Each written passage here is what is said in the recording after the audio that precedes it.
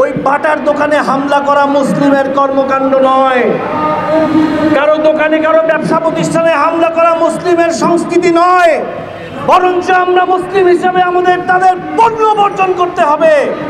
সকাল থেকে শুরু করে ঘুমাতে যাওয়ার আগ পর্যন্ত পদে পদে ওই ইহুদি এবং তাদের যারা দোসর রয়েছে, তাদের যারা সহযোগী রয়েছে, তাদের পণ্য বর্জনের মাধ্যমে আমরা প্রমাণ করে দেব যে আমাদের পরিচয় মুসলিম। আমাদের উপর যদি অত্যাচার করা হয় তাহলে আমরা তোমাদের পণ্য বর্জনের মাধ্যমে আমরা তোমাদের ওই ইকোনমিকে গুড়িয়ে দিব ইনশাল্লাহ। সারা বিশ্বের মুসলিম যখন একত্র হয়ে বলবে আগেই ইহুদি খেদা, তারপর দেখবো কার কি আকিদা, তখন দেখা যাবে তাদের আর পায়ের নিচে মাটি নাই। ওই গাজাবাসী মনে রাখো, আমরা তোমাদের পাশে আছি, আমরা তোমাদের সামনে আছি, পিছনে আছি, ডানে আছি, বামে আছি, উপরে নিচে সব খাতে সর্বান্তকরণে অন্তরের অন্তঃস্থল থেকে তোমাদের পাশে আছি। এই ফিলিস্তিনের ইস্যু মূলত আদতে কোনো রাজনৈতিক ইস্যু নয়, আদতে এটা কোনো রিজিওনাল ইস্যু নয়, আদতে এটা কোনো আকিদার ইস্যু নয়, এটা আসলে একটা ধর্মীয় ইস্যু। মনে রাখবেন, একটা ধর্মীয় ইস্যুকে রাজনীতি দিয়ে চেষ্টা করা যেতে পারে সমাধানের, কিন্তু সেটা আদতে সমাধান হবে না। আজকে আমার ভাইদের উপর হামলা চালানো হচ্ছে কারণ তার পরিচয় মুসলিম। আজকে আমার শিশুদের উপর হামলা চালানো হচ্ছে কারণ তার পরিচয় মুসলিম। আজকে আমার মা বোনদের উপর হামলা করা হচ্ছে কারণ তার পরিচয় মুসলিম। আজকে আমার উপর হামলা হচ্ছে কারণ আমার পরিচয় মুসলিম। আজকে যদি সারা বাংলাদেশের তথা সারা বিশ্বের মুসলিম 200 কোটি মুসলিম একত্রে বলে এর পরিত্রাণের জন্য আমার পরিচয় মুসলিম, এই মুসলিম হওয়ার কারণে যে অত্যাচার, এর বিরুদ্ধে রুখে দাঁড়াতে হবে, তাহলেই কেবল এর পরিত্রাণ, এর সমাধান সম্ভব।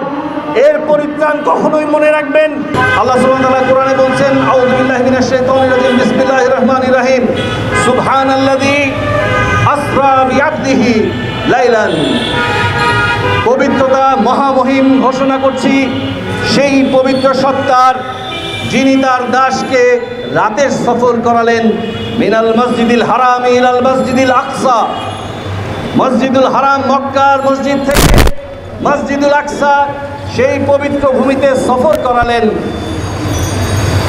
আল্লাযী, কেমন মসজিদ? আল্লাযী বারাকনা হাওলাহু, যার চতুর্দিকে আমি বরকতময় করেছি।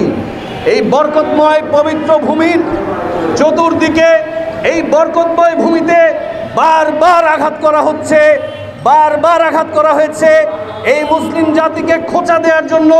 বিশেষ করে যখনই রমাদান মাস শুরু হয়, খেয়াল করে দেখবেন এই ইহুদি এবং তাদের দোসররা, আজকে আপনি খেয়াল করে দেখবেন যারা ধর্মপ্রাণ ইহুদি আছে বিভিন্ন বিশ্বের বিভিন্ন জায়গায় ছড়িয়ে ছিটে, তারা পর্যন্ত আফসোস করছে, যারা তাদের ফান্ডামেন্টাল তাদের তাওরাতকে অনুসরণ করে, তারাও আফসোস করছে যে এই জায়োনিস্টরা, এই ইহুদিবাদী যা জায়োনিস্ট, তাদের এই বর্বরচিত হামলার জন্য তাদের ভবিষ্যৎ অনেকটা অনিশ্চিত এবং তাদের ভবিষ্যতে কি পরিমাণ দুর্বিষহ তাদের দুর্ভোগ অপেক্ষা করছে, এজন্য তারা পর্যন্ত আফসোস করছে, তারা পর্যন্ত বিশ্বে প্রতিবাদের জন্য রাস্তায় নেমে এসেছে। মনে রাখবেন, এই যে আজকের এই দুর্দশা, আজকের এই অত্যাচার, এটার সাথে একটা মিল আপনাকে আমি দেখাই। এটার উত্তরণ কিভাবে সম্ভব সেটা আমি একটা ছোট্ট জিনিস আপনাকে দেখাই। এই তো কিছুদিন আগে, প্রায় 8 মাস হয়ে গেল, সারা বাংলার জনগণ যার বিরুদ্ধে ঝাঁপিয়ে পড়েছিল, মনে রাখবেন এখানে একমাত্র সেই মাফিয়া ফ্যাসিবাদ যে কায়েম করেছিল এই বাংলাদেশে, সেই হাসিনা এবং তার দোসর এবং তার কিছু পকেটের আলেম ওলামা ছাড়া বাকি পুরো জাতি এখানে ঝাঁপিয়ে পড়েছিল। যেই রিক্সাওয়ালা ঝাঁপিয়ে পড়েছিল, সে ঝাঁপিয়ে পড়েছে একটাই কারণে, কারণ সে ছিল মাজলুম। যেই কুলি মজুর ঝাঁপিয়ে পড়েছিল, সে পড়েছিল একটাই কারণে, সে ছিল মাজলুম। এখানে একমাত্র পার্থক্য ছিল জালেম আর মাজলুমের সম্পর্ক ছিল। মনে রাখবেন, যে যেই পক্ষের শক্তি হোক, একমাত্র বাংলাদেশের পক্ষের শক্তি হলেই সে ঝাঁপিয়ে পড়েছিল, কারণ সে ছিল মাজলুম। আজকে যদি আপনি তাকিয়ে দেখেন, এই ফিলিস্তিনের ইস্যু মূলত আদতে কোনো রাজনৈতিক ইস্যু নয়, আদতে এটা কোনো রিজিওনাল ইস্যু নয়, আদতে এটা কোনো আকিদার ইস্যু নয়, এটা আসলে একটা ধর্মীয় ইস্যু। মনে রাখবেন, একটা ধর্মীয় ইস্যুকে রাজনীতি দিয়ে চেষ্টা করা যেতে পারে সমাধানের, কিন্তু সেটা আদতে সমাধান হবে না। আজকে আমার ভাইদের উপর হামলা চালানো হচ্ছে কারণ তার পরিচয় মুসলিম। আজকে আমার শিশুদের উপর হামলা চালানো হচ্ছে কারণ তার পরিচয় মুসলিম। আজকে আমার মা বোনদের উপর হামলা করা হচ্ছে কারণ তার পরিচয় মুসলিম। আজকে আমার উপর হামলা হচ্ছে কারণ আমার পরিচয় মুসলিম। আজকে যদি সারা বাংলাদেশের তথা সারা বিশ্বের মুসলিম 200 কোটি মুসলিম একত্রে বলে এর পরিত্রাণের জন্য আমার পরিচয় মুসলিম, এই মুসলিম হওয়ার কারণে যে অত্যাচার, এর বিরুদ্ধে রুখে দাঁড়াতে হবে, তাহলেই কেবল এর পরিত্রাণ, এর সমাধান সম্ভব। এর পরিত্রাণ কখনোই, মনে রাখবেন, ওই বাটার দোকানে হামলা করা মুসলিমের কর্মকাণ্ড নয়। কারো দোকানে, কারো ব্যবসা প্রতিষ্ঠানে হামলা করা মুসলিমের সংস্কৃতি নয়। বরঞ্চ আমরা মুসলিম হিসেবে আমাদের তাদের পণ্য বর্জন করতে হবে। সকাল থেকে শুরু করে ঘুমাতে যাওয়ার আগ পর্যন্ত পদে পদে ওই ইহুদি এবং তাদের যারা দোসর রয়েছে, তাদের যারা সহযোগী রয়েছে, তাদের পণ্য বর্জনের মাধ্যমে আমরা প্রমাণ করে দেব যে আমাদের পরিচয় মুসলিম। আমাদের উপর যদি অত্যাচার করা হয় তাহলে আমরা তোমাদের পণ্য বর্জনের মাধ্যমে আমরা তোমাদের ওই ইকোনমিকে গুড়িয়ে দিব ইনশাল্লাহ। পরিশেষে শুধু একটা কথাই বলে যাই, এর সমাধানের জন্য যদি আমরা রাজনৈতিকভাবে চেষ্টা করি তাহলে বলবে যে আজকে আমার এই রাজনীতি, আমার রাজনীতি তো এখানে জিতে যাবে, ওর রাজনীতি হেরে যাবে। যদি আমরা আকীদার কথা বলি তাহলে অমুক বলবে শিয়া, অমুক বলবে সুন্নি। এজন্যই মনে রাখতে হবে, সেই 5ই আগস্টে যখন মজলুম সবাই একত্র হয়ে দাঁড়িয়েছিল, তারা বলেছিল আগেই হাসিনা খাদা, তারপরে অন্য কথা।